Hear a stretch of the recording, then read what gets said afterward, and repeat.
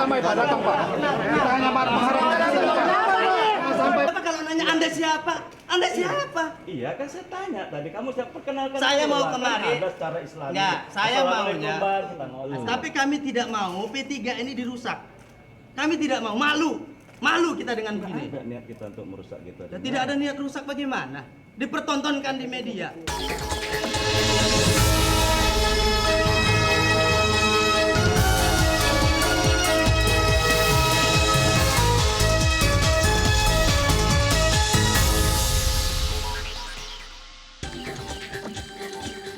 Rapat pimpinan nasional Rapimnas P3 berujung ricuh setelah belasan orang mengatasnamakan kader P3 meminta rapat yang sedang digelar dibubarkan. Rapimnas resmi memberhentikan sementara Surya Dharma Ali dari kursi Ketua Umum P3.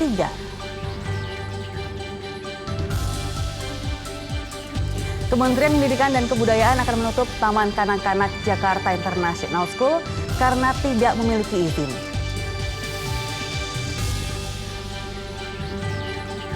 Menjelang perayaan Hari Kartini pada 21 April besok, seorang perempuan pemain biola muda mengharumkan nama Indonesia di kancah internasional.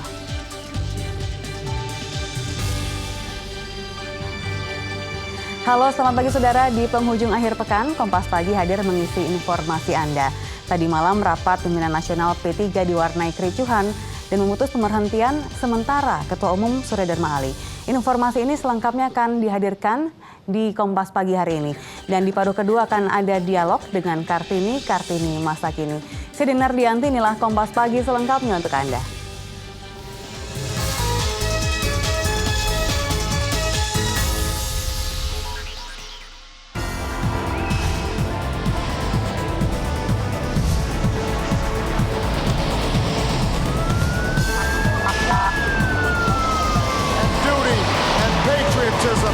That's what makes America great.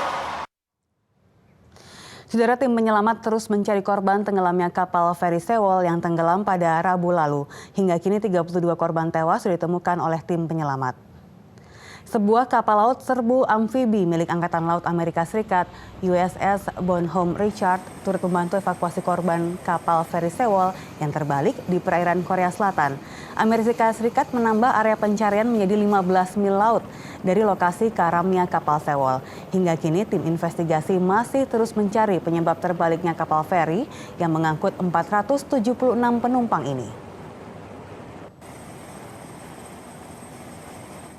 Lebih dari 1.000 calon penumpang feri berbagai tujuan di Korea Selatan membatalkan pemesanan tiket. Mereka khawatir dan trauma akan kejadian yang menimpa kapal feri Sewol yang terbalik dan karam di perairan Korea Selatan.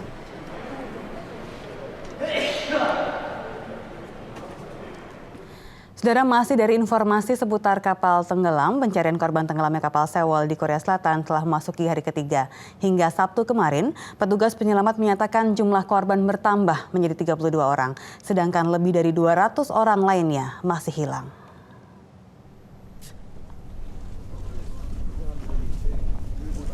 Proses pencarian korban tenggelamnya feri Sewol di Korea Selatan masih terus berlanjut. Hingga hari Sabtu kemarin, tim penyelamat dan penjaga pantai telah menemukan 32 korban tewas, sedangkan 270 orang lainnya masih dinyatakan hilang. Semua korban tewas telah dibawa ke pelabuhan Jindo untuk diotopsi. Untuk membantu mengidentifikasi korban tewas dan luka-luka, tim penyelamat bersama Dinas Kesehatan setempat telah mengambil sampel DNA dari semua keluarga penumpang kapal. Tim penyelam berusaha mencari korban di dalam air yang keruh dan dingin untuk menemukan penumpang yang masih hilang. Melalui kaca jendela kapal, penyelam melihat banyak mayat yang sebagian besar adalah siswa sekolah. Mereka diyakini terperangkap di dalam kapal dan tak dapat memecahkan kaca jendela. Dengan kondisi seperti ini, semakin kecil kemungkinan untuk menemukan korban hilang dalam kondisi selamat. Sedangkan kapten kapal Lee Jun kemarin ditangkap. Ia menghadapi 5 dakwaan termasuk kelalaian tugas dan dinilai gagal membantu penumpang menyelamatkan diri. 대선명 내렸습니다. 퇴선명령 내리셨어요? 네. 승객들한테도 내리셨어요? 네. Sebelumnya, video amatir tenggelamnya kapal ini beredar di media. Dalam video ini terdengar instruksi dari kru kapal kepada penumpang untuk tidak meninggalkan kapal. karena akan sangat berbahaya jika mereka meninggalkan kapal. Namun faktanya, sebagian besar penumpang tewas dan hilang adalah mereka yang tetap berada di kapal dan tidak dapat menyelamatkan diri. Kapal feri Sewol terbalik dan karam pada Rabu kemarin dalam perjalanan dari Pelabuhan Incheon menuju Pulau Jeju Selatan dengan membawa 476 penumpang. Hingga kini tim investigasi masih menyelidiki penyebab kecelakaan ini. Saudara, 2 orang tewas dan 1 korban lainnya menderita luka bakar akibat ledakan bom mobil di daerah Manama, Bahrain. Teror bom semakin meningkat seiring konflik berkepanjangan antara kelompok Syiah dan Sunni. Sebuah bom mobil meledak di Manama, Bahrain pada Sabtu waktu setempat. 2 orang tewas dan 1 korban terluka dalam kejadian ini. Seorang saksi mata mengatakan ledakan terjadi sebanyak 2 kali dengan rentang waktu dan lokasi yang berdekatan. Saat bom pertama meledak, hanya melukai seorang warga, sedangkan bom kedua menewaskan 2 korban. Hingga kini, belum ada pihak yang menyatakan bertanggung jawab atas kedua ledakan ini. Namun diduga kelompok Syiah berada di balik teror ini. Ledakan bom mobil tak hanya terjadi kali ini saja, awal April lalu, sebanyak 3 polisi tewas terkena ledakan bom mobil di wilayah utara Manama. Teror bom meningkat seiring konflik yang terjadi antara kelompok Syiah dan Sunni. Saudara, nasib malang dialami seorang anak di Provinsi Shanxi, Tiongkok. Tangannya terjepit penutup gorong-gorong. Petugas membutuhkan waktu 2 jam untuk membebaskan tangan si anak.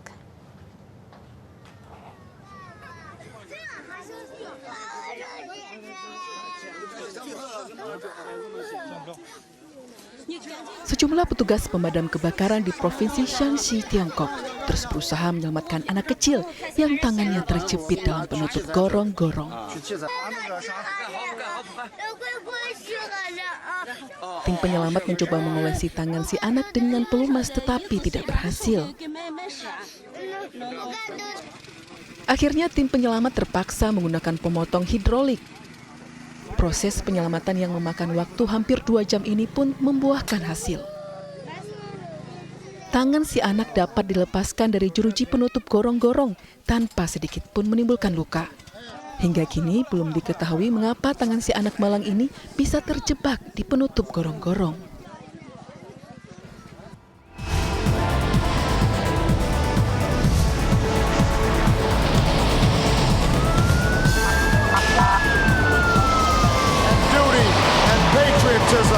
That's what makes America great. Saudara, hujan deras yang melanda Jakarta kemarin kembali menyebabkan banjir di sejumlah kawasan di ibu kota. Selengkapnya usai jeda berikut ini.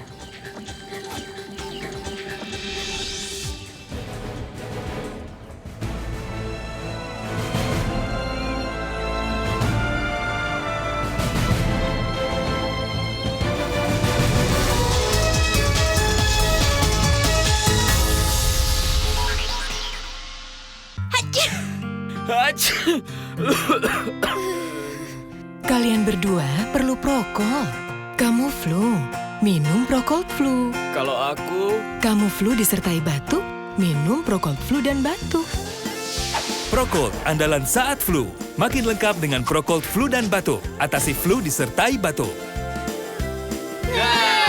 Procold sudah betul. Aduh, kulitku. Minum Mastin. Ingat, yang bertanda ini loh. Mastin telah teruji sebagai obat herbal terstandar, baik untuk kesehatan tubuh dan kulit.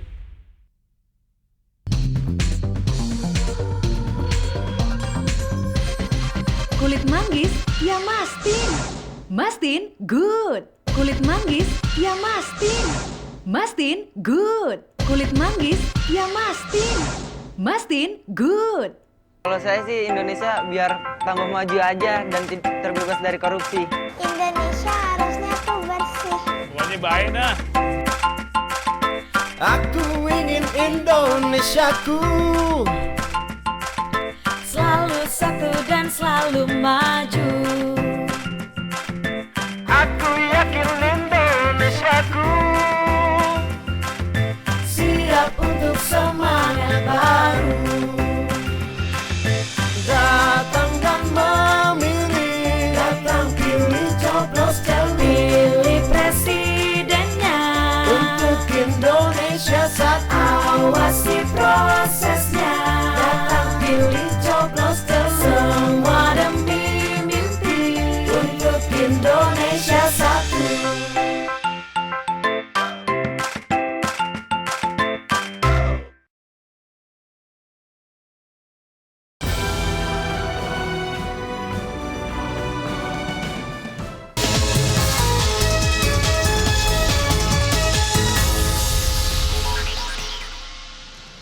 Badan Narkotika Nasional Provinsi DKI Jakarta dini hari tadi merazia sejumlah tempat hiburan malam di kawasan Taman Sari, Jakarta Barat.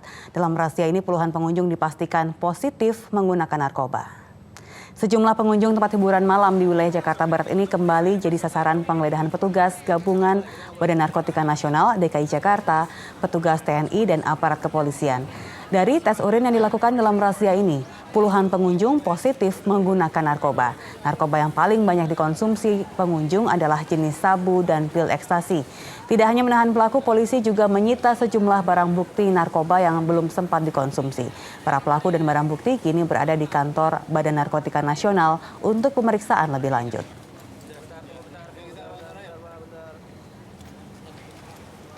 Saudara, kericuhan terjadi di Cianjur, Jawa Barat malam tadi. Massa yang diduga simpatisan salah satu partai politik mengepung kantor kecamatan Cianjur Kota saat penghitungan hasil pemungutan suara ulang dilakukan. Selain merusak fasilitas kantor, massa juga mengepung 3 anggota PPK yang dituduh melakukan penggelembungan suara.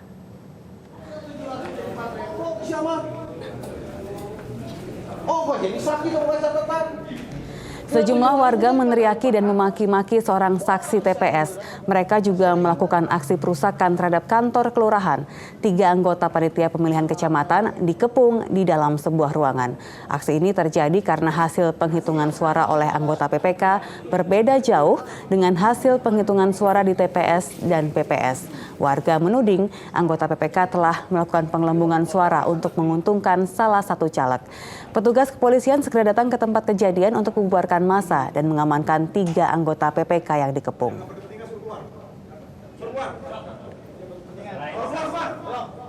Di Serang, Banten, sebuah bus berpenumpang ludes terbakar pada Sabtu sore. 2 unit mobil pemadam kebakaran dikerahkan untuk memadamkan api. Tidak ada korban jiwa dalam peristiwa ini. Bus jurusan Jakarta Labuan ini terbakar akibat rem ban yang panas sehingga menimbulkan percikan api di bagian belakang mobil. Api kemudian menjalar ke seluruh badan bus. Meskipun demikian, semua penumpang berhasil menyelamatkan diri. Api akhirnya dapat dipadamkan setelah 2 unit mobil pemadam kebakaran dikerahkan. Akibat kejadian ini arus lalu lintas menjadi macet.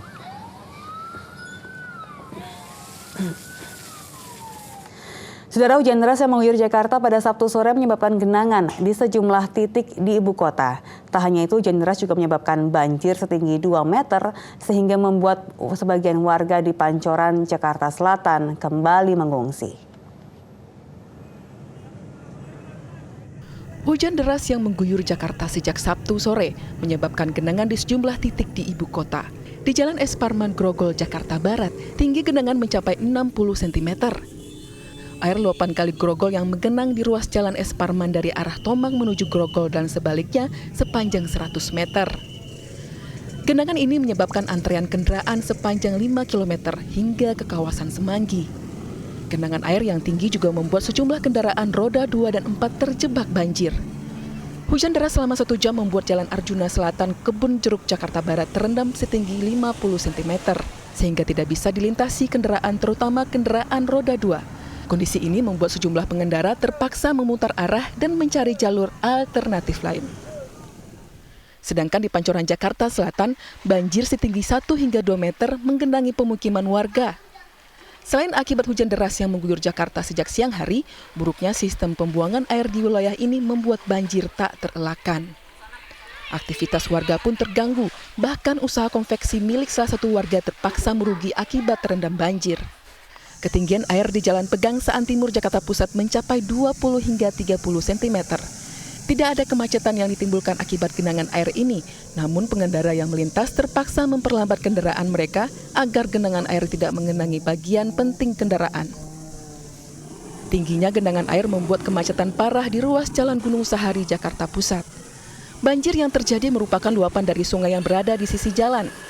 Agar dapat melewati ruas jalan ini, sejumlah pengendara roda 4 dan roda 2 terpaksa menggunakan jalur bus Transjakarta. Tim Liputan Kompas TV, Jakarta. Saudara, masih dari Jakarta, ribuan umat Katolik memadati Gereja Katedral Jakarta Pusat untuk merayakan Malam Paskah yang diawali dengan perayaan cahaya. Dengan menyalakan lilin, ribuan umat Katolik ini merayakan upacara cahaya di Malam Paskah Gereja Katedral Jakarta Pusat. Upacara cahaya ini dimulai saat lampu gereja dimatikan. Sebuah umat yang hadir berdiri dan menghadap lilin Paskah yang mereka pegang. Diiringi musik rohani, umat beribadah dan berdoa secara khusyuk. Upacara cahaya dengan menyalakan lilin Paskah merupakan suatu lambang bagi umat untuk selalu membawa terang dunia, berani berbuat benar dan menjauhkan sikap dan perilaku yang buruk. Dalam kesempatan perayaan Malam Paskah ini, umat diajak merenungkan kisah pencitraan dunia awal mula oleh Allah dan agar umat selalu beriman teguh tetap menyandarkan kehidupan sehari-hari pada tangan Sang Pencipta.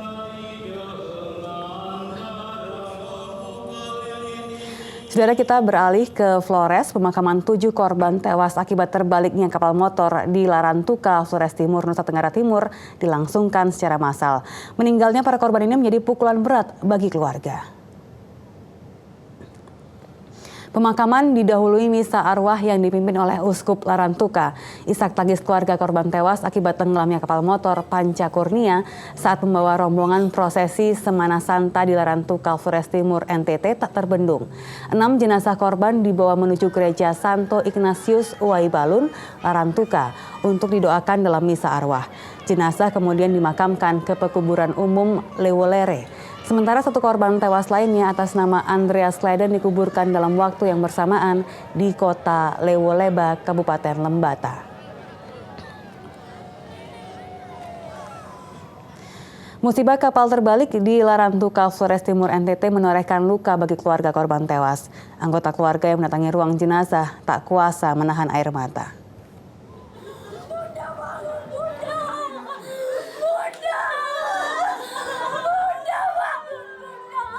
Tangis histeris keluarga pecah.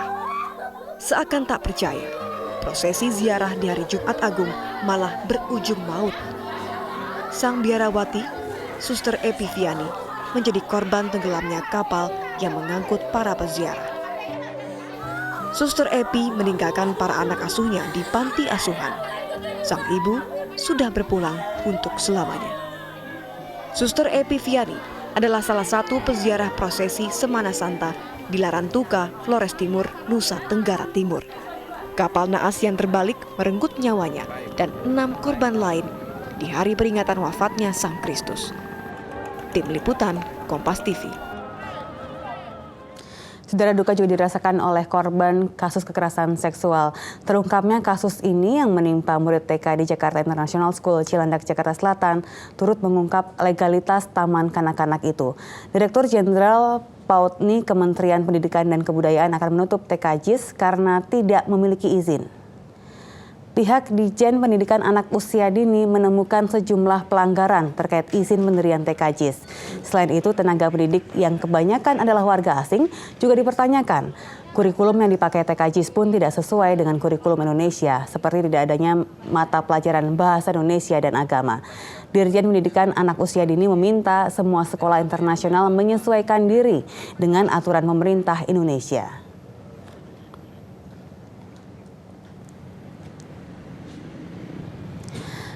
Para murid TK akan diliburkan untuk sementara. Penutupan ini dilakukan agar JIS memenuhi persyaratan perizinan sesuai dengan peraturan dan undang-undang.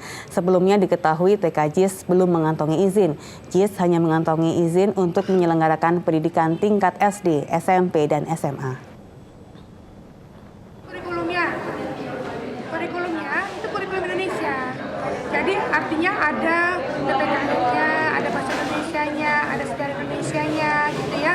Apalagi ada lagi agama. Dia nggak ada. Agama tuh nggak ada penjara agama, saya bilang nggak ada. Saudara, keputusan Kementerian Pendidikan dan Kebudayaan yang memberikan hukuman berupa penghentian sementara aktivitas TK JIS mendapat kecaman. Penghentian sementara dianggap bukan hukuman karena dianggap proses yang seharusnya sudah dilakukan oleh JIS sejak puluhan tahun lalu. Kementerian Pendidikan dan Kebudayaan akhirnya menutup sementara Taman Kanak-Kanak Jakarta International School. Kementerian memberikan waktu kepada manajemen JIS untuk mengurus izin Taman Kanak-Kanak yang sudah puluhan tahun mangkrak. Namun penghentian sementara dinilai bukan sanksi yang bisa membuat efek jera manajemen JIS. Mengurus izin memang sudah langkah yang seharusnya dilakukan Jakarta International School saat membuka program Taman Kanak-Kanak sejak tahun 1992. menurut kami itu justru memang hal yang harus dilakukan oleh JIS, yaitu mengurus izin yang sudah lebih dari 20 tahun nggak pernah dia urus. Kemudian yang kedua, meliburkan anak. Setelah anak masuk kan apa gitu, nggak ada persoalan apapun, apalagi setelah izinnya keluar. Artinya JIS sebenarnya tidak dihukum apapun. Jadi yang lebih Pihak korban kekerasan seksual yang terjadi di sekolah bertaraf internasional ini juga kecewa dengan lembeknya sanksi yang diberikan pemerintah. Apalagi karena lemahnya pengawasan sekolah, anak-anak menjadi korban pelecehan seksual dan hingga kini korban sangat trauma. Itu mengapa dia nggak pakai celana? Ya waktu Ibu Menteri Agam Gumelar aja yang datang ya, Ibu Linda Gumelar datang ke rumah baru pakai celana. Kemarin waktu Kak Seto datang juga pakai celana, cerita-cerita gitu loh. Tapi kalau nggak ada tamu misalnya dengan keluarga nggak pakai celana deh, pakai baju dulu. Penutupan permainan terhadap sekolah yang lalai menjadi harapan keluarga dan sejumlah praktisi pendidikan. Minimal, pemerintah meminta JIS tidak menerima siswa baru hingga masalah hukum dan masalah administrasi selesai. Cara ini diharapkan menjadi efek jerah bagi instansi pendidikan yang lalai memberikan perlindungan kepada anak didik. Sebab tak jarang, sekolah merupakan rumah kedua bagi anak-anak. Tim Liputan Kompas TV. Masih kasus serupa saudara, aksi seorang anggota TNI Angkatan Udara yang diduga melakukan kejahatan seksual terhadap anak kandungnya yang masih berusia 18 bulan memicu amarah pihak keluarga. Mereka berharap pelaku segera diproses secara hukum.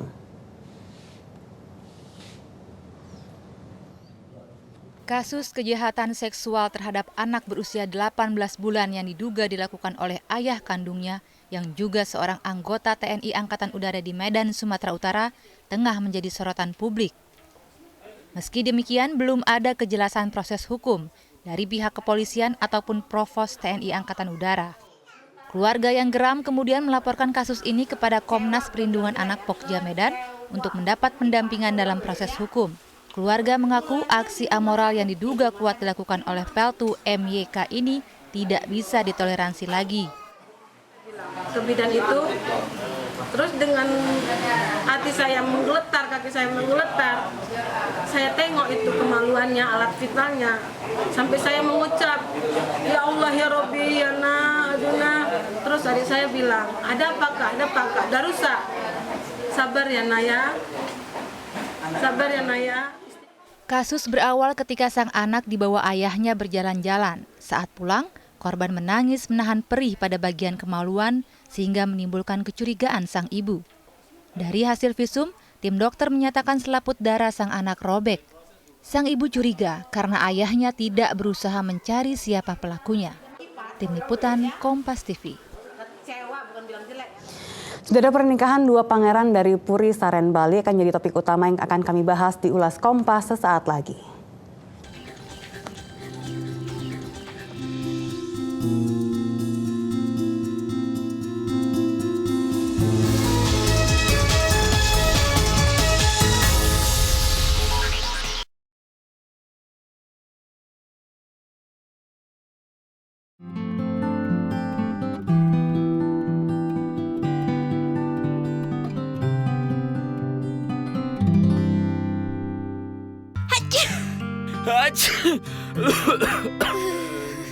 Kalian berdua perlu Prokol. Kamu flu, minum Prokol Flu. Kalau aku... Kamu flu disertai batuk, minum Prokol Flu dan batuk. Prokol, andalan saat flu. Makin lengkap dengan Prokol Flu dan batuk. Atasi flu disertai batuk. Prokol sudah betul. Bisnis adalah tentang konektivitas, mulai mobile connectivity, machine-to-machine connectivity yang memonitor perangkat dan armada Anda, satellite services, dan IT services seperti cloud, data center, dan DRC. Apapun bisnis Anda, kami memiliki segala konektivitas yang dibutuhkan untuk meraih peluang yang lebih besar. Indosat Business, connecting opportunities.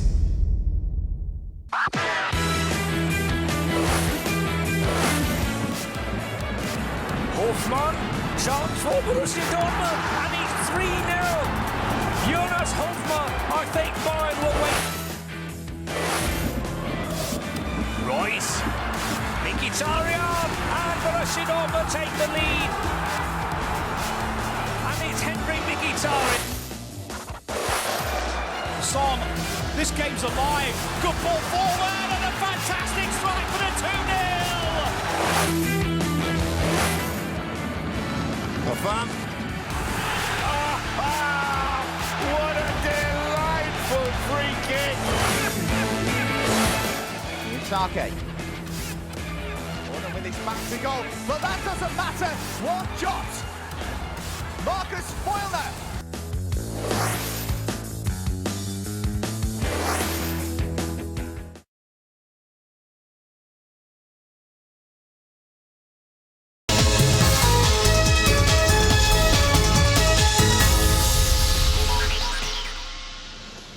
Ya, Saudara, Harian Kompas edisi 20 April 2014 kali ini membahas mengenai pernikahan dua pangeran dari Puri Saren Agung Ubud Bali.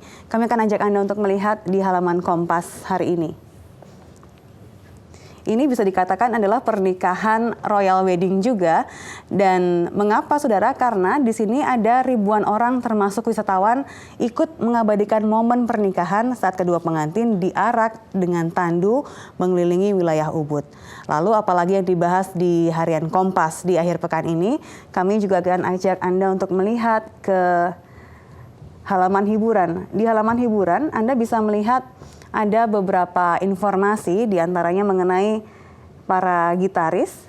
Nah ini bukan sekedar 6 dawai katanya. Karena di halaman hiburan kali ini ada 19 pemetik gitar yang tampil secara bersamaan di Bandung.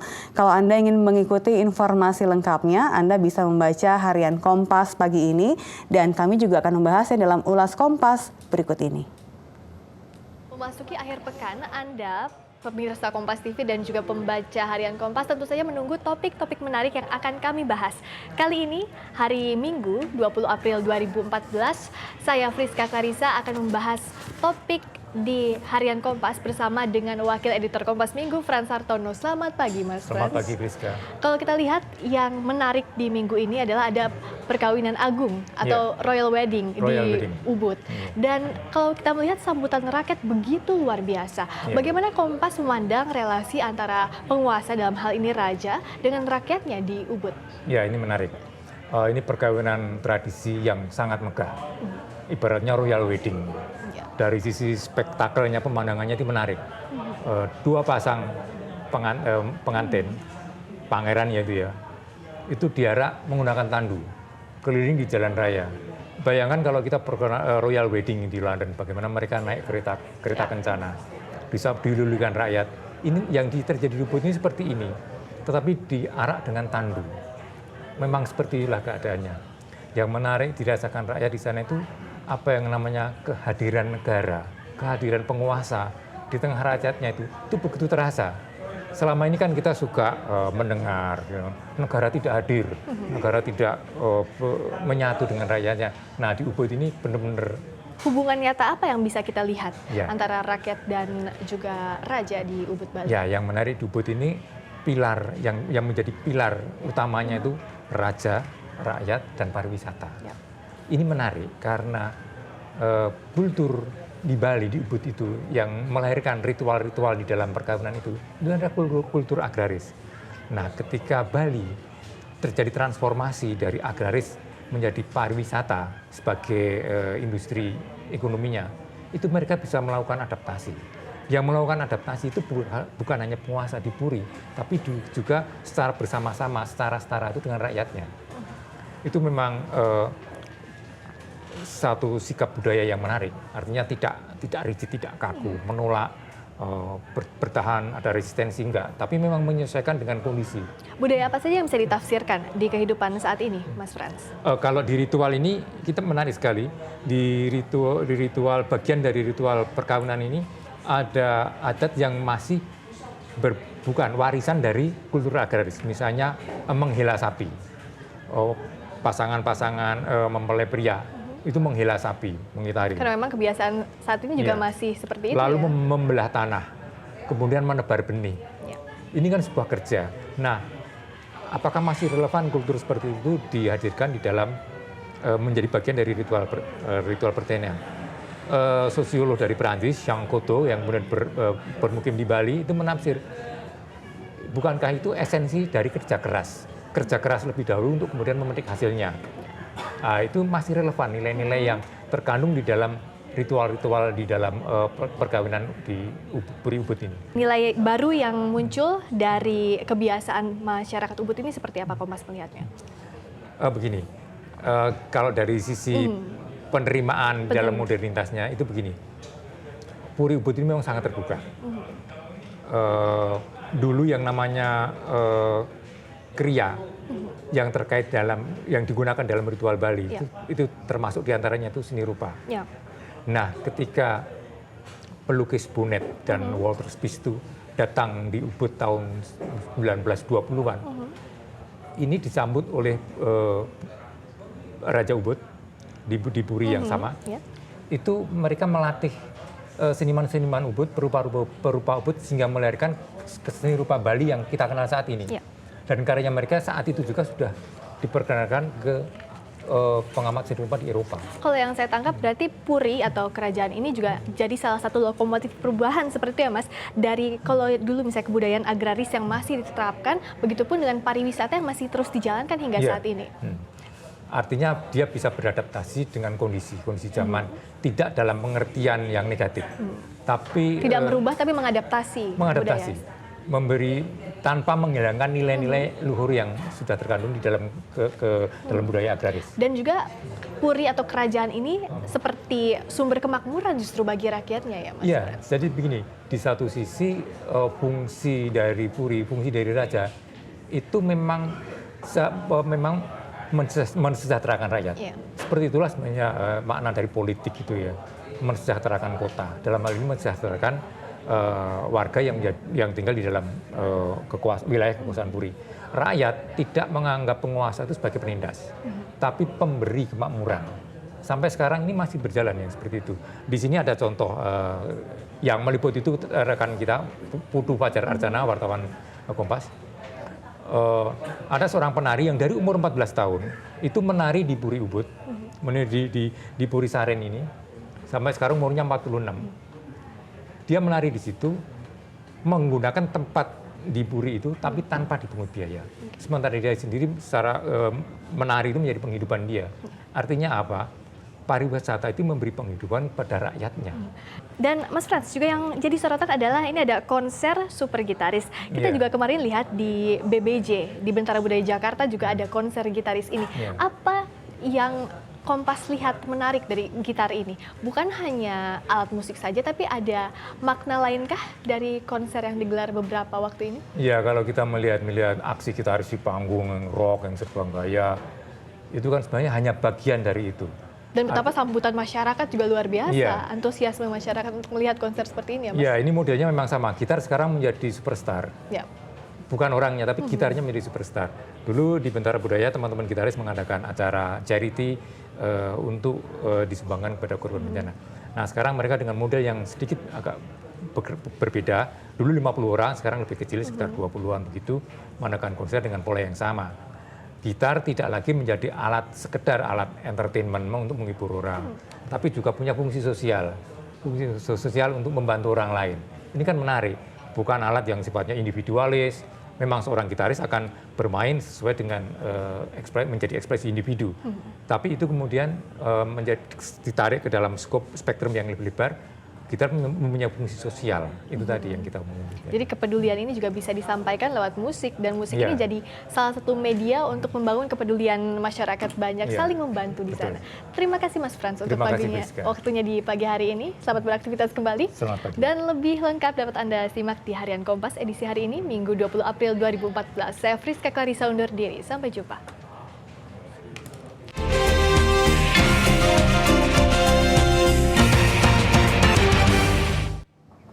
Saudara, ribuan pendukung Partai Demokrat dan Partai Amanat Nasional menduduki kantor KPU Parepare, Sulawesi Selatan untuk menuntut penghitungan suara ulang. Informasi ini dan sejumlah informasi lain dari tanah air kami rangkum dalam Kilas Nasional.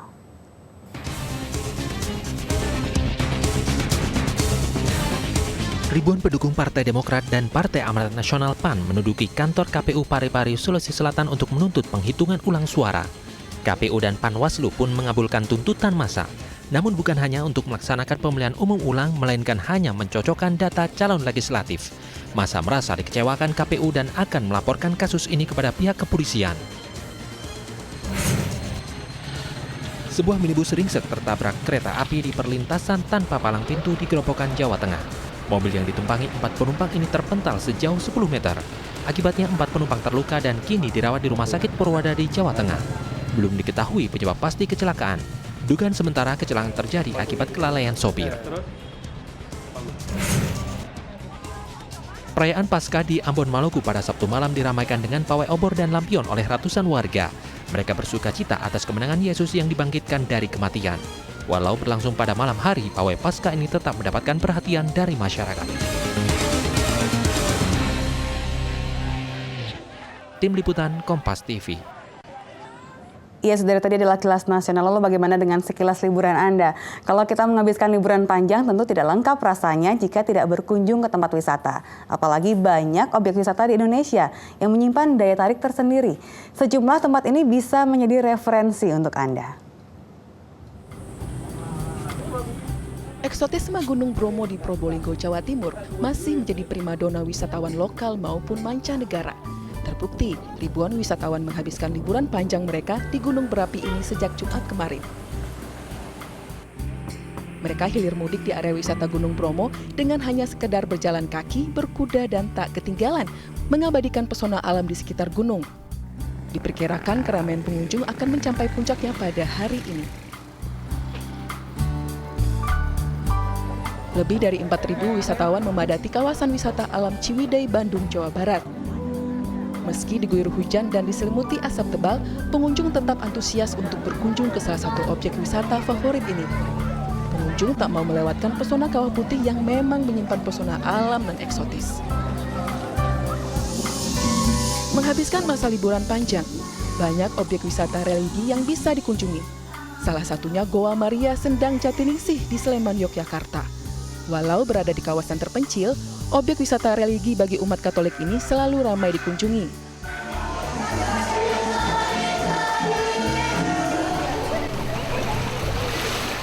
Pantai tentu menjadi objek wisata favorit lain untuk menghabiskan liburan panjang. Di Makassar, Sulawesi Selatan, Pantai Akarena dipadati pengunjung. Selain memiliki hamparan pasir putih yang mempesona, pantai ini juga memiliki suasana modern yang menjadi daya tarik tersendiri bagi para pengunjung. Selain diminati warga Makassar, pantai ini juga menjadi pilihan favorit warga dari sejumlah daerah. Tim Liputan Kompas TV. Saudara, Rapimnas P3 tak hanya berujung ricuh, Rapimnas ini juga dengan resmi memberhentikan Ketua Umum P3 Surya Dharma Ali. Selengkapnya di Kompas Pagi sesaat lagi.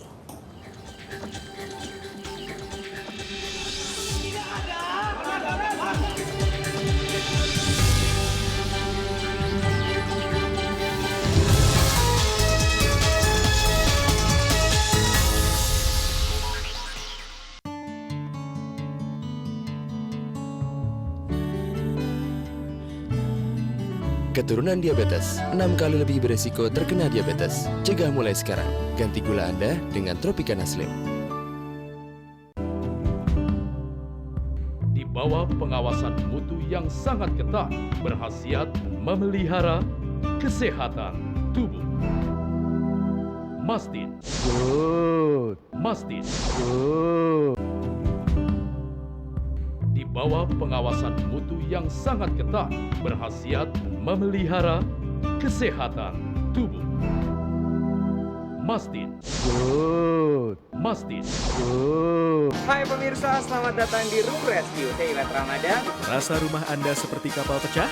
Ukuran ruangan yang kecil membuat kita agak susah bergerak. Yang penting nanti hasilnya bagus. Dah, itu aja. Merasa hunian Anda sudah benar-benar kacau? Pekerjaannya bagus. Good job. Room Rescue.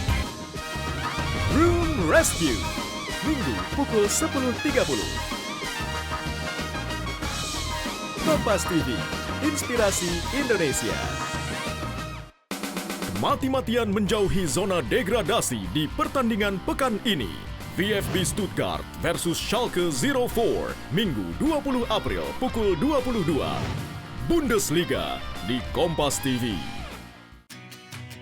Nadia Vega, apa yang membuatnya tertarik menjadi DJ dan animator? Aku udah mulai suka rave party, tadinya sama sekali aku bukan clubbers atau party animal gitu. Ikuti kisahnya bersama John Martin. Saksikan A Day with Nadia Vega hanya di Kompas TV, Inspirasi Indonesia. Minggu 20 April pukul 11. Kompas TV, Inspirasi Indonesia.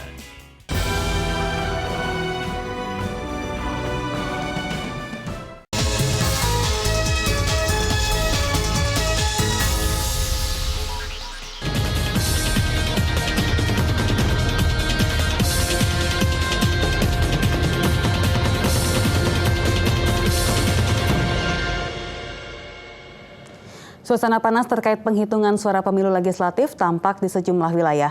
Ratusan kader Partai Demokrat dan Partai Amanat Nasional ricuh dengan aparat kepolisian di depan kantor KPU Parepare, Sulawesi Selatan. Massa menuntut KPU menghitung ulang suara. Kericuhan disebabkan massa memaksa masuk ke kantor KPU dan dihalangi aparat Brimob Polda Sulawesi Selatan. Aksi saling dorong pun terjadi. Massa meminta KPU menggelar hitung ulang suara karena menilai ada kecurangan pada penghitungan suara di tingkat kecamatan. Tidak bisa menembus blokade aparat, massa berjanji akan menduduki kantor KPU hingga ada penghitungan suara ulang. Di Ogan Komering Ulu, Sumatera Selatan, keributan serupa juga terjadi. Ratusan orang terlibat kericuhan dengan aparat keamanan saat rapat pleno terbuka hasil pemilihan umum legislatif digelar Komisi Pemilihan Umum Ogan Komering Ulu Selatan. Massa menuntut pemilu ulang digelar karena meyakini ada kecurangan di sejumlah daerah pemilihan. Upaya ratusan pendukung 4 caleg dari 4 parpol ini untuk menghentikan rapat pleno mendapat perlawanan dari petugas, sehingga keributan pun tak terhindarkan. KPU tetap melanjutkan pleno tanpa menggubris protes massa. Konflik internal Partai Persatuan Pembangunan belum usai, saudara. Pukul 21 malam tadi, Rapimnas digelar di kantor DPP P3 yang dihadiri sebagian besar pimpinan pusat dan dari 4 parpol ini untuk menghentikan rapat pleno mendapat perlawanan dari petugas, sehingga keributan pun tak terhindarkan. KPU tetap melanjutkan pleno tanpa menggubris protes massa. Konflik internal Partai Persatuan Pembangunan belum usai, saudara. Pukul 21 malam tadi, Rapimnas digelar di kantor DPP P3 yang dihadiri sebagian besar pimpinan pusat dan 26 ketua Dewan Pimpinan Wilayah se-Indonesia. Sayangnya, Rapimnas berlangsung ricuh karena kedatangan sekelompok orang yang menerobos masuk. Kenapa sekarang Ketum tidak hadir? Apakah ini pemakzulan maksudnya? 2 jam Rapimnas berlangsung. Puluhan orang datang dan memaksa menerobos masuk ke dalam kantor DPP P3. Mereka berteriak meminta Rapimnas dibubarkan. Mereka menganggap Rapimnas yang digelar tidak sah karena tidak dihadiri Ketua Umum Surya Dharma Ali. Gerombolan orang ini sempat bentrok dengan pihak keamanan P3 dan kepolisian yang sedang berjaga di depan ruang Rapimnas. Mereka akhirnya berhasil masuk ke kantor DPP P3 meski tidak sampai masuk ke dalam ruang rapat. Sempat terjadi saling dorong antara sekelompok orang ini dan pihak keamanan.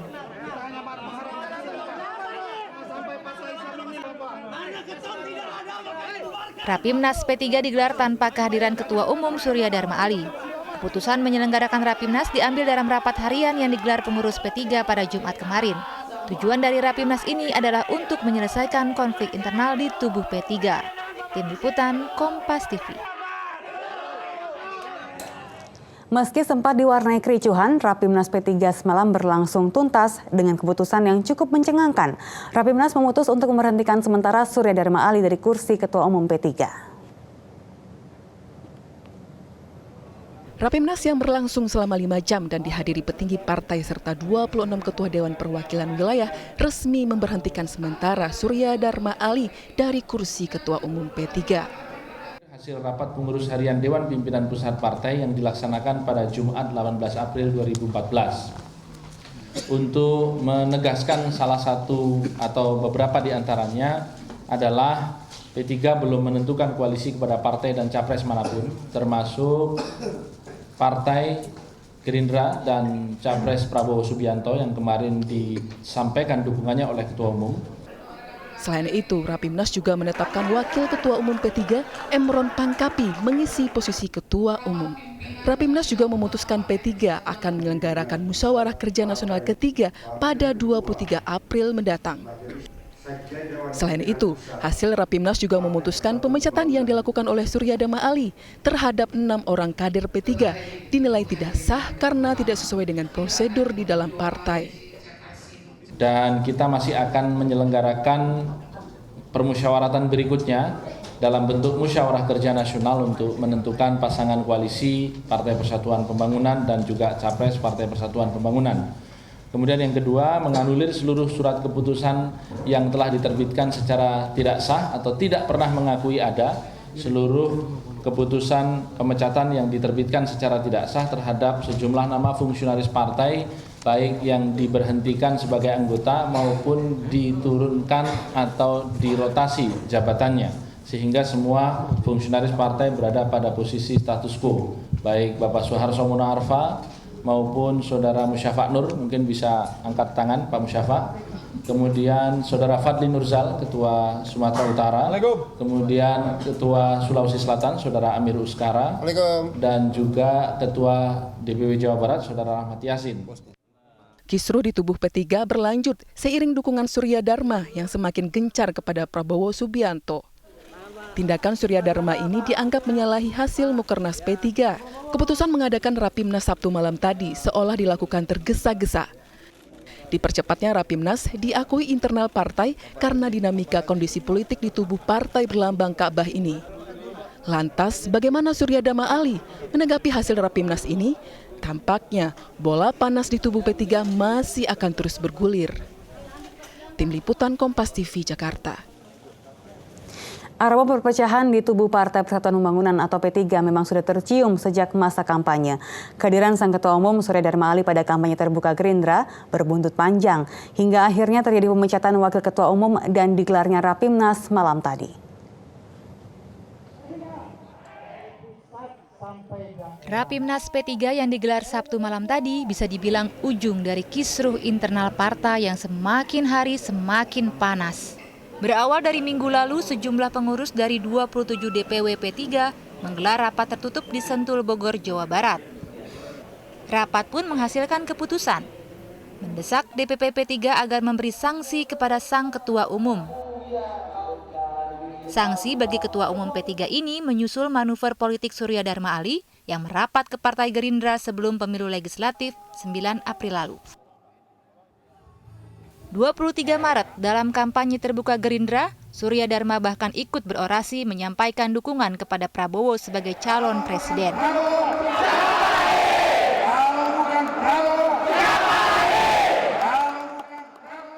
Namun belum dijatuhi sanksi, Sang Ketua Umum seolah menunjukkan taringnya.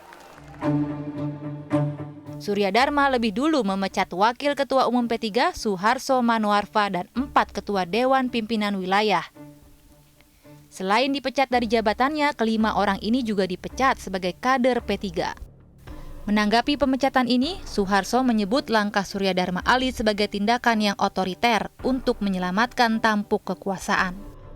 Caranya seperti itu, caranya itulah dengan arogansi seperti itu. Kemudian caranya itu adalah otoritarian, ya kan? Padahal P3 itu di baris terdepan di zaman reformasi memimpin anti otoritarian begitu. Loh, kok sekarang kita mendemonstrasikan otoritarian yang sebenarnya sudah nggak perlu. Tak hanya itu, Surya Dharma seolah mengendarai partainya untuk resmi memberikan dukungannya kepada Prabowo Subianto pada Jumat sore lalu. Surya Dharma mengklaim dukungan partainya kepada Prabowo tanpa syarat apapun, termasuk posisi menteri di kabinet.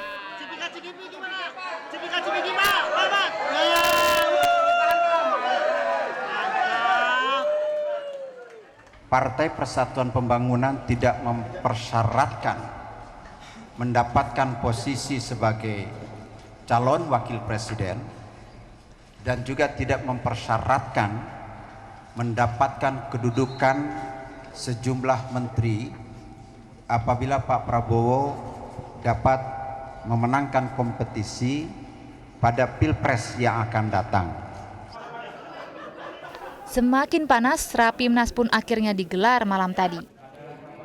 Salah satu agendanya membahas sikap Ketua Umum P3 yang mendukung Prabowo Subianto sebagai calon presiden.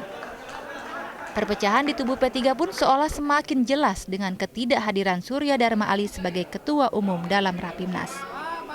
Mungkinkah Rapimnas adalah upaya pemakzulan sang Ketua Umum? Kita lihat episode selanjutnya. Tim Liputan, Kompas TV. Saudara, semua partai politik sibuk mencari koalisi, termasuk Partai Islam yang disebut-sebut sebagai kekuatan poros tengah. Namun, koalisi poros tengah yang diwacanakan sejumlah partai Islam ini dianggap sulit untuk bisa terwujud dalam pemilu presiden tahun 2014.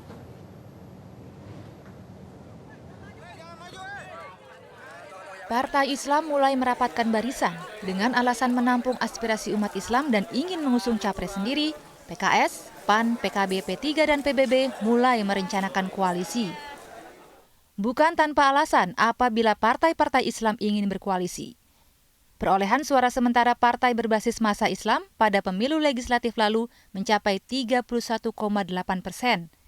Lebih dari cukup untuk bisa mengajukan calon presiden sendiri. Namun seolah hanya janji-janji kosong, nyatanya masing-masing parpol Islam lebih memilih merapat ke partai-partai nasional yang perolehan suaranya melebihi 10%. Seperti Partai Persatuan Pembangunan yang lebih dulu merapat ke Partai Gerindra yang meraih suara lebih dari 11% di pemilu legislatif 9 April lalu. Konstelasi politik pun tak lagi berbasis ideologi. Pesimisme soal koalisi partai Islam pun dilontarkan Partai Kebangkitan Bangsa.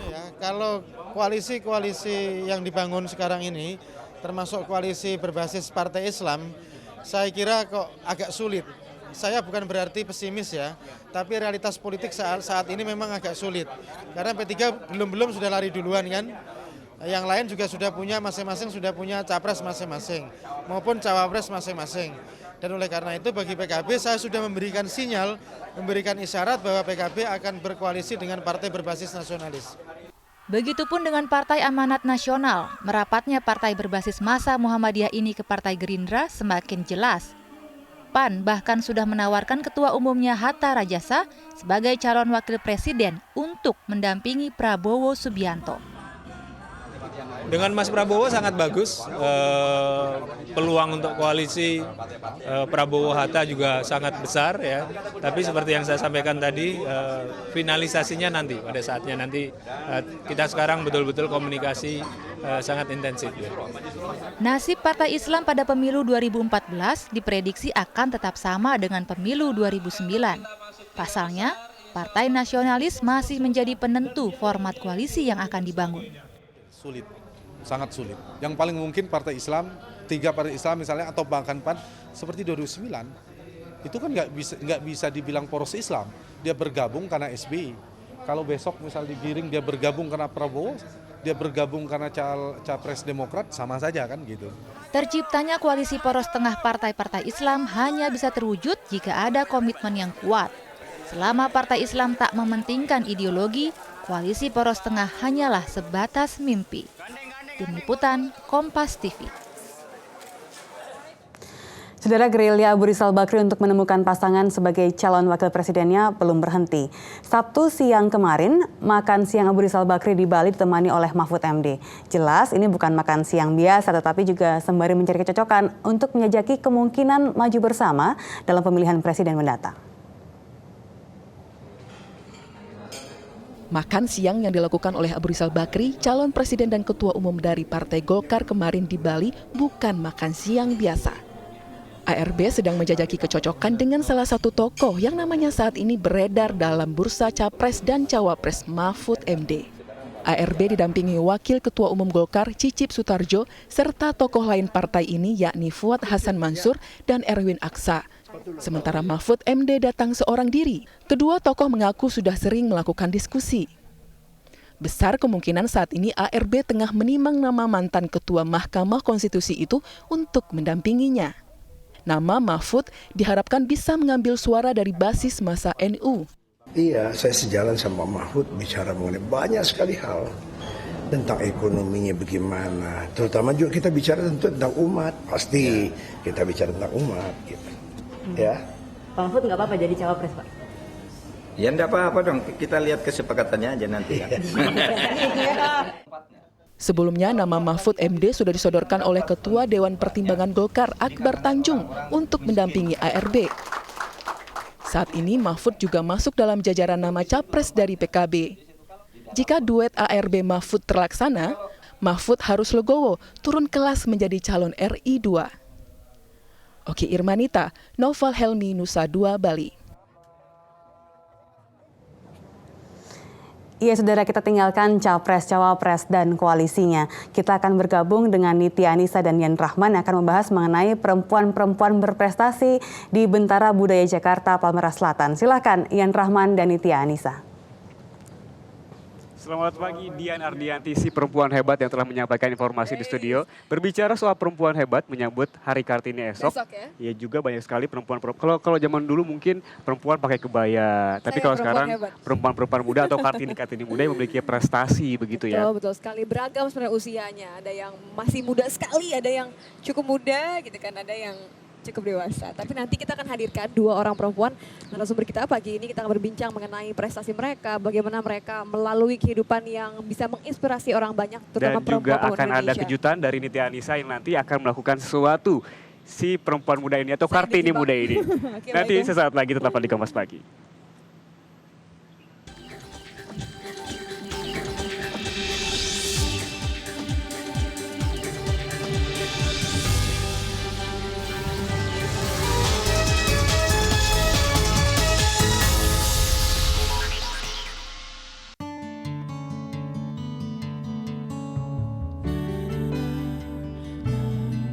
Keturunan diabetes 6 kali lebih beresiko terkena diabetes. Cegah mulai sekarang. Ganti gula Anda dengan Tropicana Slim. Selama 20 tahun, menyempurnakan rasa dan kecanggihan teknologi, hasilkan kualitas sempurna.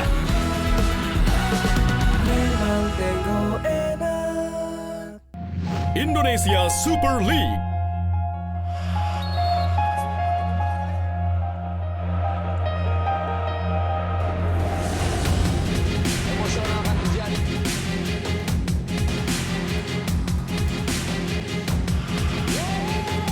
Saksikan Persebaya Surabaya versus Perseru Serui Minggu 20 April pukul 15. Kompas TV, Inspirasi Indonesia. Makan artinya bukan sekadar menikmati rutinitas keseharian. Perfect, sempurna sekali. Bersama Chef Norman dan Gary, ayo keliling Indonesia untuk berburu cita rasa baru di Sendok Garpu. Kompas TV, Inspirasi Indonesia.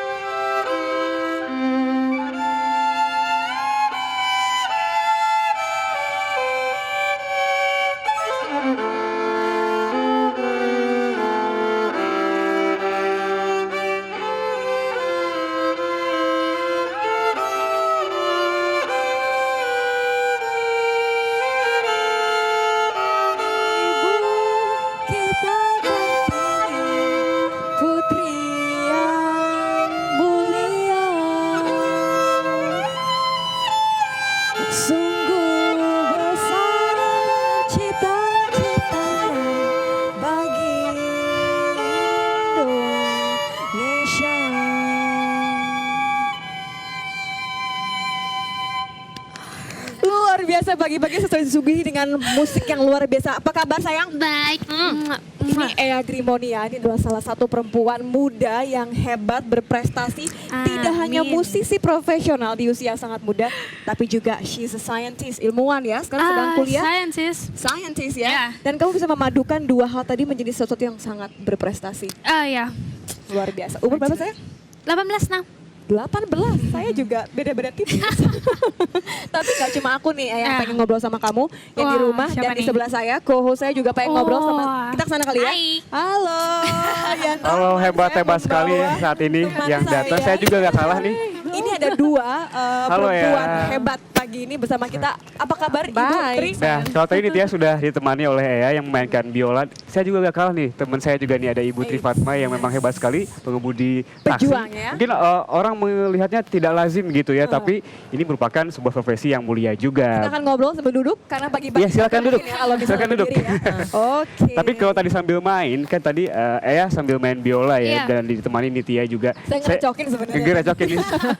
Prestasinya juga sangat banyak nih saya dengar Ea nih. Apa saja nih prestasi di biola ini?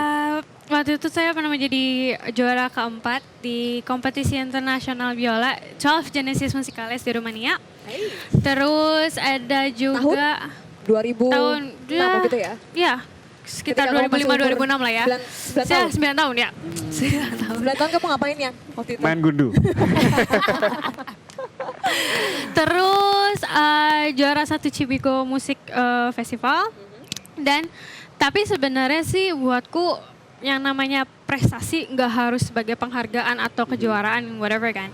Jadi sebagai pencapaian diri. Karena bukan Indonesia, di Asia itu yang biola klasiknya dianggap itu kan sebenarnya hanya Cina nih, ya kan. Jadi aku waktu itu pernah diminta oleh komposer klasik dari Portugal untuk mempremierkan karyanya di Indonesia. Bahkan tadi kalau didengarkan juga secara teliti tadi permainannya Ea ini Ibu kita Kartini, padahal hanya satu biola tapi terdengar seperti dua biola. Iya, saya mau dengar di dua sini biola sebenarnya biasanya nanti bakal ada asik. Nanti bakal ada. Bakal ada main yang lagi. tidak hanya dua biola tapi terdengar banyak suara. Iya, kalau saya dengar dari tadi sih suara yang banyaknya biolanya, suara Nitya hampir saya tidak bisa mendengarnya. Namun kita bisa melihat nih. Kita bisa melihat lebih lengkapnya lagi bagaimana profil Ea ini, bagaimana prestasinya di informasi berikut ini.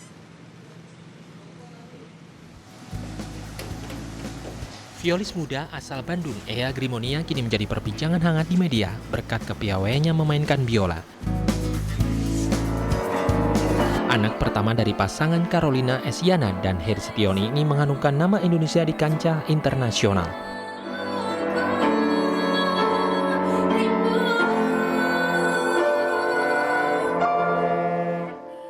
Bakat bermain biola muncul sejak usia 4 tahun. Ea bersama ibu dan adiknya membentuk Ea Grimonia Trio atau EG3.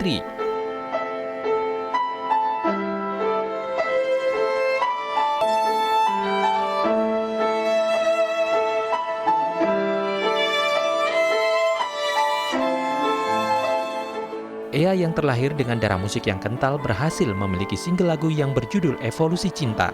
Ketertarikan Ea terhadap biola terjadi saat ia melihat ujung biola yang seperti rumah siput.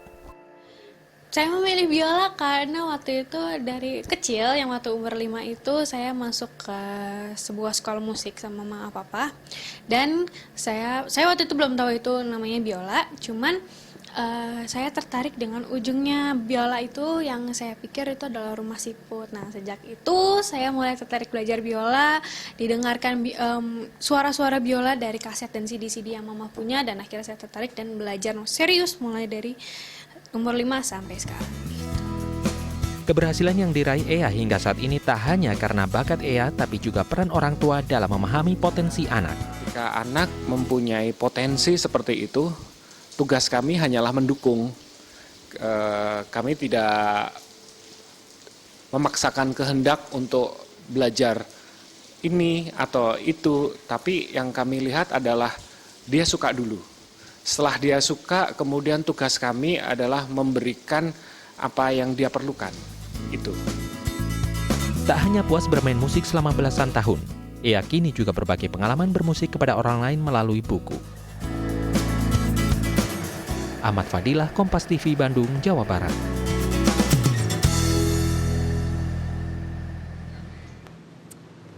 Itu tadi ya. Segelintir ya profil dari Ea Grimonia yang juga ternyata sudah membuat Kartini muda yang memang telah membawa musik Indonesia juga ke kancah internasional begitu. Tapi tadi kalau misalnya Ea bilang ini mengenai pencapaian diri, it's not always about the trophy kan, bukan mengenai mendapatkan piala atau mendapatkan award, tapi bisa juga hal-hal mudah seperti bisa menyekolahkan putrinya ya Bu Tri ya. Iya. Itu salah satu dari kisahmu berarti ya sampai menggeluti bidang ini. Bisa diceritakan Bu? Awalnya karena kenapa berprofesi, yang katanya profesi saya ini kan profesi yang tidak aman, ya, profesi yang keras gitu ya. Tapi kenapa saya harus di sini? Karena saya harus menyelesaikan kuliah anak saya yang tanggung, yang harus selesai. Karena buat saya pendidikan itu yang utama. Jadi apapun kita sebagai orang tua pasti lakukan yang terbaik buat anak kita. Ini juga putrinya soalnya. Iya. Tapi sebenarnya pertanyaan mungkin paling banyak ditanyakan bagi seorang perempuan begitu ya. Mengapa memilih profesi sebagai pengemudi taksi dibandingkan dengan mungkin memasak atau buka catering atau apa gitu? Yang pertama adalah harus menyelesaikan sekolahnya anak saya, putri saya. Yang kedua adalah dengan ini kan nggak perlu biaya yang saya harus mengeluarkan biaya. Oh, kalau berdagang misalnya. Kalau berdagang itu kan saya harus keluarkan biaya gitu ya. Yang saya juga belum tentu tahu pulang nggak ya modal saya gitu. Tapi kalau saya dengan mengemudi kan saya hanya pagi-pagi saya ambil slideshow, kemudian saya jalan. Kalau saya hari ini dapat uang seberapapun yang saya dapat hari ini, kan uang yang awal saya nggak keluarin biaya. Nah tapi berbicara soal aman tidak aman, tadi pernah ada pengalaman tertentu nggak sih selama dalam perjalanan pengemudi taksi? Kan alhamdulillah. Alhamdulillah selama ini baik-baik saja karena di perusahaan kami kendaraannya aman buat pengemudinya dan aman juga buat penumpangnya. Jadi nggak ada. Juga yang pasti ini sehari-hari kan kamu selain sebagai kuliah sekarang ya, kuliah, kemudian juga kamu masih main musik, masih mengajar juga. Kamu pernah merasa bosan nggak sih dengan rutinitas yang selalu bergelut dalam dunia musik? Sebenarnya kalau masalah bosan atau tidak, sangat munafik kalau aku bilang enggak ya. Tapi pernah. Pasti ada titik jenuh. Enggak, pasti semua punya titik jenuh ya. Pasti semua punya titik jenuh ya, tinggal kita aja menyiasatinya gimana, mau keep go on habis itu atau mau sudah gitu kan. Itu kan biasanya jadi titik balik sebenarnya titik jenuh itu. Kalau jenuh itu ngapain biasanya nih? Baca buku. Kalau nggak baca buku dengerin musik ya gitu. Sebagai anak muda, mungkin anak-anak muda sekarang kan jalan-jalan ke mall gitu, karaokean. No, aku jarang sebenarnya. Aku lebih sukanya baca buku sambil dengerin musik tetap ada musik-musiknya juga akhirnya ya. Oke, menikmati waktu untuk diri sendiri ya. Oke, kalau begitu kita nanti akan berbicara lagi mengenai bukunya Ea juga. Mengeluarkan buku juga ya Ea juga ya. Ini bukunya mengenai dunia musik bisa jadi inspirasi untuk perempuan-perempuan di rumah untuk mengapresiasikan diri. Nanti kita akan kembali dengan informasi lainnya hanya di Kompas Pagi saat lagi.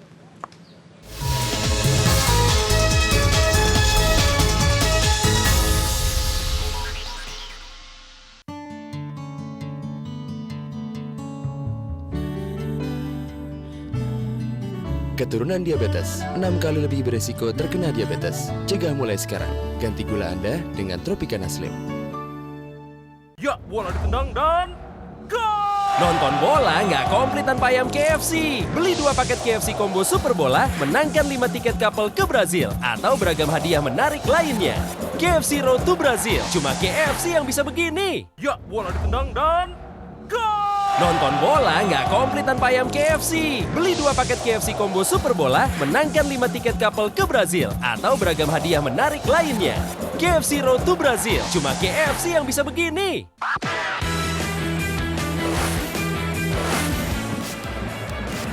Hofmann, chance for Borussia Dortmund, and it's 3-0. Jonas Hofmann, I think Bayern will win.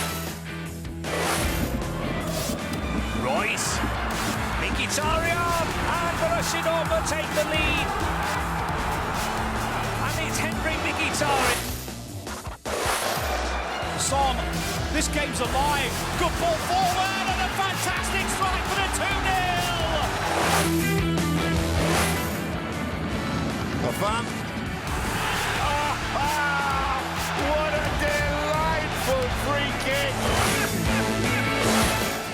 Benteke. Warner with his back to goal, but that doesn't matter. One shot. Marcus Foyler.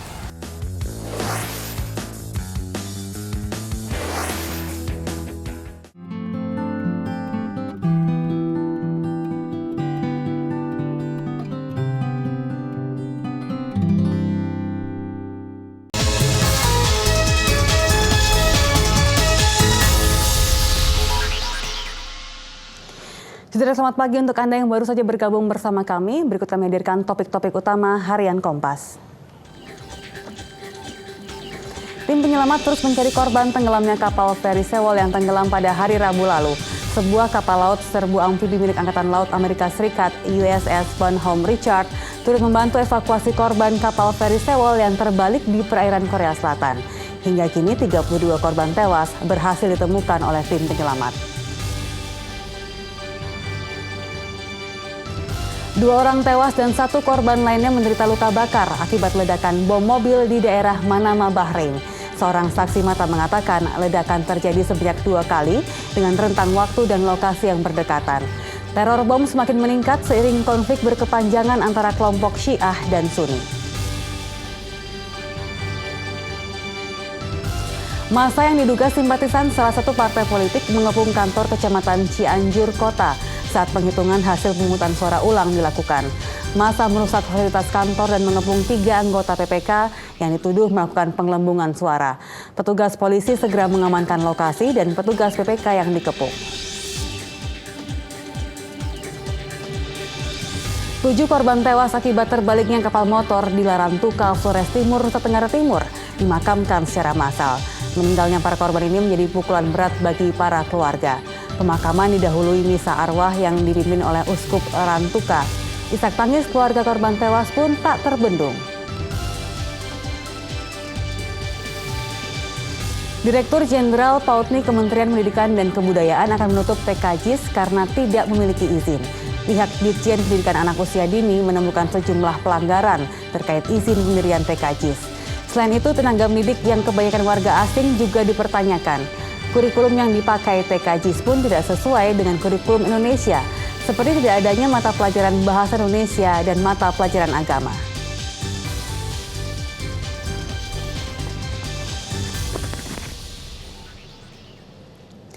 Saudara, konflik internal Partai Persatuan Pembangunan belum juga usai. Pukul 21 malam tadi Rapimnas digelar di kantor DPP P3 yang dihadiri sebagian besar pimpinan pusat dan 26 ketua Dewan Pimpinan Wilayah se-Indonesia. Namun sayangnya Rapimnas berlangsung ricuh karena kedatangan kelompok orang yang menerobos masuk. Kenapa sekarang ketum tidak hadir? Apakah ini pemakzulan maksudnya? 2 jam Rapimnas berlangsung. Puluhan orang datang dan memaksa menerobos masuk ke dalam kantor DPP P3. Mereka berteriak meminta Rapimnas dibubarkan. Mereka menganggap Rapimnas yang digelar tidak sah karena tidak dihadiri Ketua Umum Surya Dharma Ali. Gerombolan orang ini sempat bentrok dengan pihak keamanan P3 dan kepolisian yang sedang berjaga di depan ruang Rapimnas. Mereka akhirnya berhasil masuk ke kantor DPP P3 meski tidak sampai masuk ke dalam ruang rapat. Sempat terjadi saling dorong antara sekelompok orang ini dan pihak keamanan.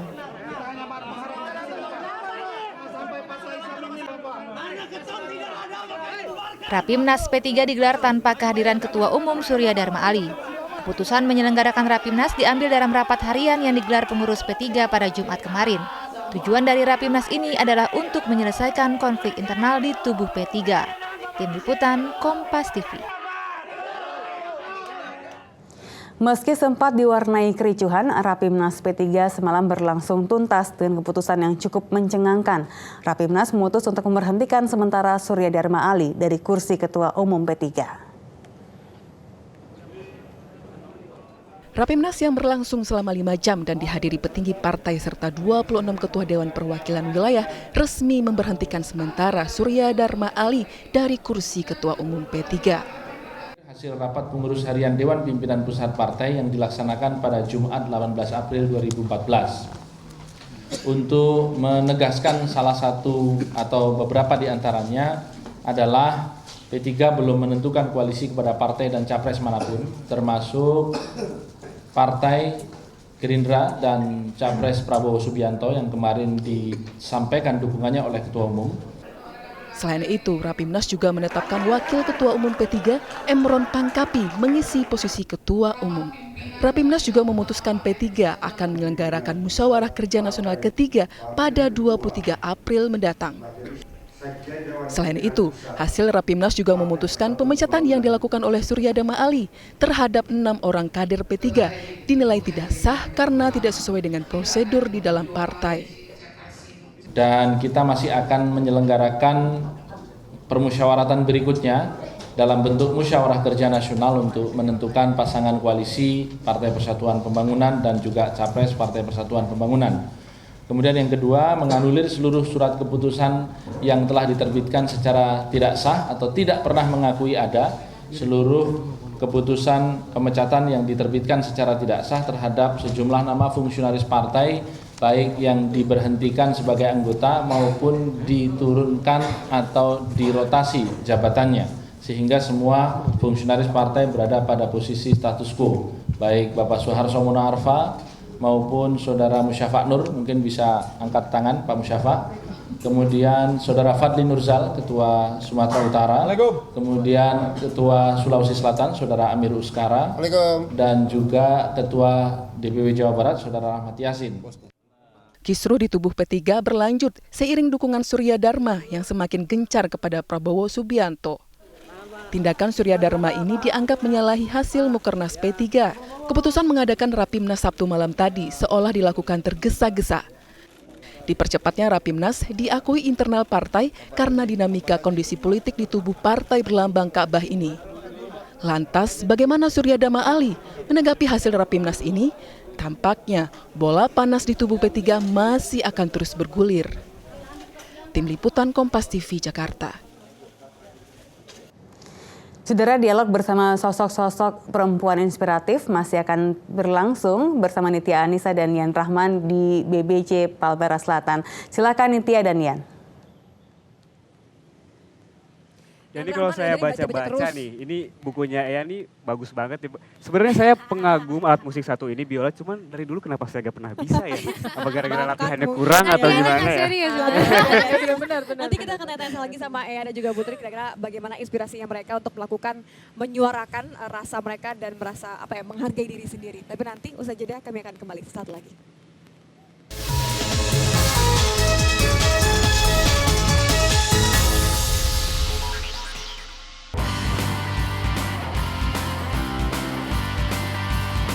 Ya, bola ditendang dan gol! Nonton bola nggak komplit tanpa ayam KFC. Beli 2 paket KFC Combo Super Bola, menangkan 5 tiket couple ke Brazil. Atau beragam hadiah menarik lainnya. KFC Road to Brazil, cuma KFC yang bisa begini.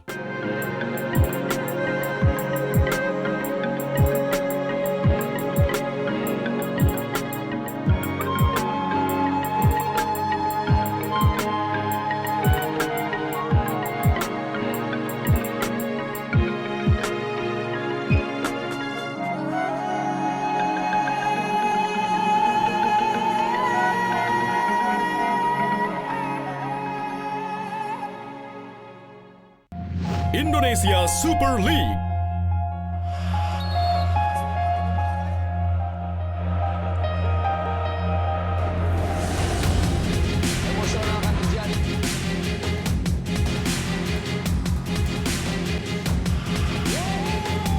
Saksikan Persebaya Surabaya versus Perseru Serui, Minggu 20 April pukul 15. Kompas TV, Inspirasi Indonesia.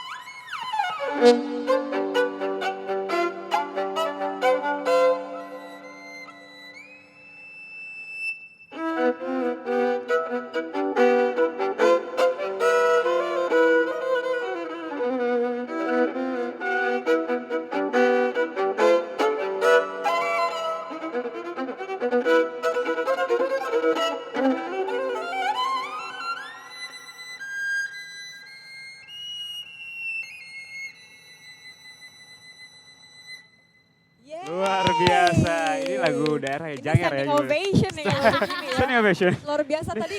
Banyak sekali lagu yang pernah dimainkan oleh Ea nih. Dari sekian banyak lagu yang pernah dimainkan, baik di dalam negeri, di luar negeri pun. Mana yang paling sebenarnya Ini kayaknya yang paling saya spesial ya. banget. Sebenarnya semua lagu ya pasti suka lah ya. Cuman yang paling jadi interest aku banget tuh lagu-lagu daerah Indonesia justru karena malah apa ya? Karena malah justru nggak justru orang dalam kita malah nggak suka gitu sama kita sendiri, sama mengapresiasikan. Dan aku suka rearrange kayak tadi, dibikin kayak banyak suara tadi ya, makanya aku pilih kayak Janger, Dolanan gitu. Dolanan itu sebuah bukan lagu ya, lagu-lagu anak-anak kecil yang buat main dari Jawa yang aku medley gitu. Nice. Ini artinya Ea mungkin kalau di usia muda dia punya banyak energi untuk melakukan banyak hal mengapresiasi dirinya. Tapi kalau kita bicara mengenai usia, seusia ibu tiri perempuan, kadang-kadang kan udah capek atau mungkin merasa terbatasi dengan banyak hal. Padahal seharusnya tidak begitu ya Bu ya? Nggak harus seperti itu. Karena yang penting itu biasanya kita punya goal ya, punya goalnya. Jadi karena saya punya goal ya itu yang membuat saya bersemangat. Ini pernah gak sih ada harus punya goalnya dulu. Pernah kepikiran aku tidak akan terus menjadi pengemudi taksi, mungkin ada pernah kepikiran ke situ gak sih untuk berhenti gitu? Kalau sampai saat ini dan karena anak saya juga udah selesai kuliahnya dan sekarang juga dia sudah bekerja, nggak terfikir. Justru karena saya enjoy di sini, saya senang di sini dan kan saya juga di sini tidak saja sebagai pengemudi, tapi saya ada tugas lain dari kantor yang saya harus saya ada sedikit pengetahuan tentang tata boga, yang itu yang saya ajarkan kepada istri-istri pengemudi di perusahaan kita. Itulah hebatnya gitu. Perempuan ya, selain bekerja sebagai main jobnya juga memasak. Itu yang tidak bisa tetap dikonsewalkan. Tetap perempuan ya. Pasti kalau perempuan tuh bisa macam-macam. Sayang sekali kalau tidak mengembangkan diri. Atau kadang-kadang suka ada pandangan gini, saya kan cuma lulusan SMA misalnya. Gitu. Saya nggak bisa nyetir atau nggak bisa apa. Ada nggak sih Bu teman-teman yang juga sharing seperti itu sama Ibu? Pasti ada juga, tapi saya juga bukan lulusan ini, saya cuma lulusan SMA, tapi saya tidak pernah merasa pendidikan saya di bawah. Tapi kita harus selalu mengaktualisasi diri, selalu harus keterampilan kan banyak. Betul. Ya gitu. Jadi perempuan tetaplah harus punya keterampilan selain formalnya. Gitu. Ini ngomong-ngomong soal tadi kalau ada Ea kan mungkin ada rutinitas yang membuatnya bosan. Ini kalau Ibu Tri ini pernah gak saya bosen nih, ngapain gitu. Sama aja saya ya, sama. Tetap pasti punya titik jenuh ya, punya titik jenuh itu. Cuman karena saya tadi hobinya jalan-jalan, jadi ketika jenuh, sesaat jenuh nih kan, jalan-jalan dulu deh atau apa gitu. Tetap pasti punya ya, manusiawi ya. Jadi masih satu jalur ya. Masih tetap satu jalur. Ini saya curiga jangan-jangan Ibu Tri ini dulunya adalah pebalap rally. Bisa aja. Soalnya kayak jago banget ini nyetirnya ya. Enggak, ketika anak-anak kecil-kecil sama jadi pengemudi juga antar jemput anak. Kan? Sekarang antar jemput tamu. Yang menghasilkan uang. Pastinya menghasilkan uang juga menambah kepercayaan diri kita sebagai perempuan kita masih mampu. Walaupun dalam usia sekarang saya masih bisa. Berapa sih kayaknya masih oke-oke aja. Iya. Mungkin karena bahagia ya. Biasanya bahagia jadi awet muda kalau gitu ya.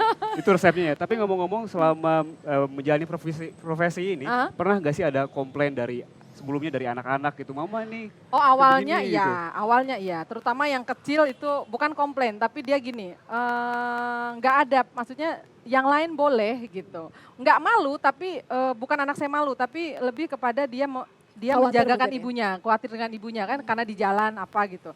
Tapi saya kasih penjelasan sama dianya, dia mengerti dan sekarang sebetulnya saya ditagih janji saya sama anak saya untuk saya harusnya selesai. Karena dia sudah selesai, saya harusnya selesai. Tapi karena saya kasih pengertian lagi, oke. Nanti kayaknya adiktif ya ternyata ya. Jadi kalau punya justru pusing kalau di rumah mungkin Bu ya. Iya mau ngapain ya di rumah ya. Ini sudah 2014, perempuan harus 2014, keluar, ya. harus bisa. Harus perempuan-perempuan harus tetap berkarya. Selagi Bayang- masih mampu ya tenaga dan pikirannya ya kan? Betul sekali. Ini ngomong soal tenaga dan juga pikiran nih, Ea nih, selain hobi bermusik, ada hobi-hobi lain gak sih? Kan kalau energi muda ini sangat besar gitu. Nggak ada sih. Kalau Olahraga? misalkan ada hobi lain juga pasti ujung-ujungnya musik juga. Tetap di musik. Tetap di musik juga. Hobi atau passion Kayaknya lainnya saya curiga ya ini lahir langsung main biola. bisa jadi Nggak, kan aku lahir bisanya nyanyi doang. ibunya Ea juga musisi kan ya, main Iya, dia piano piano, ya.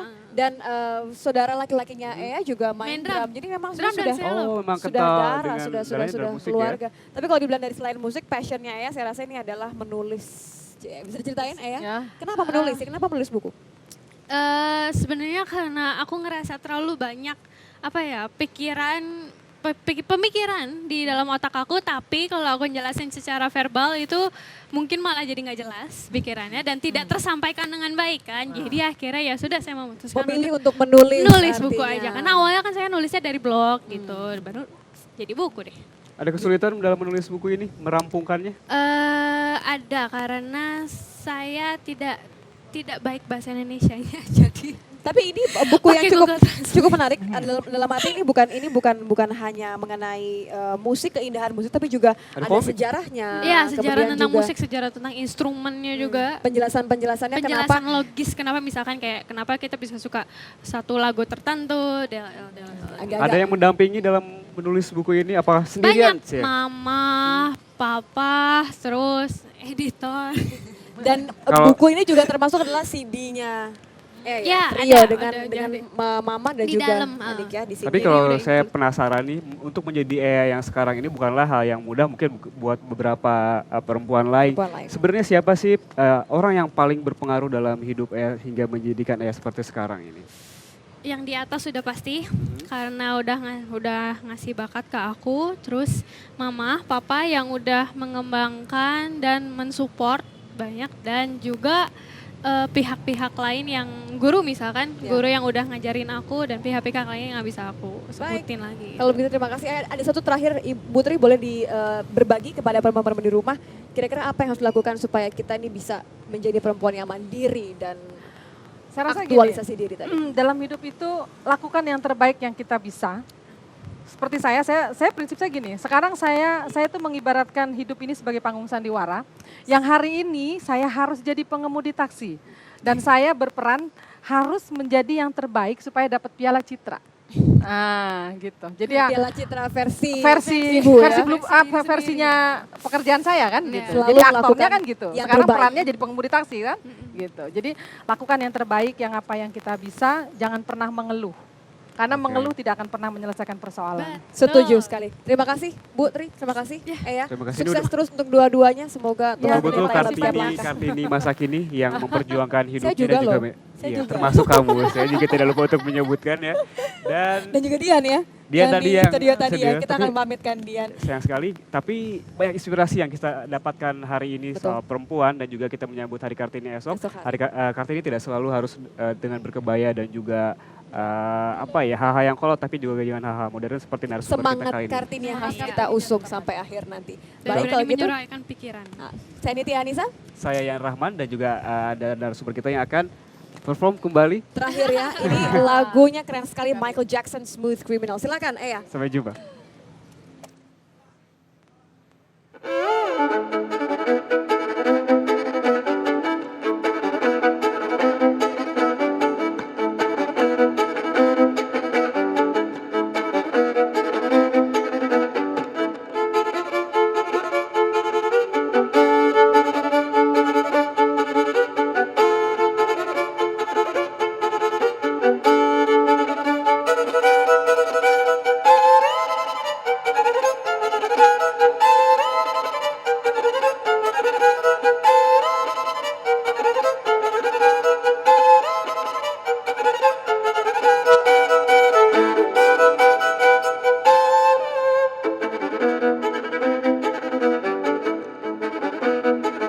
Kompas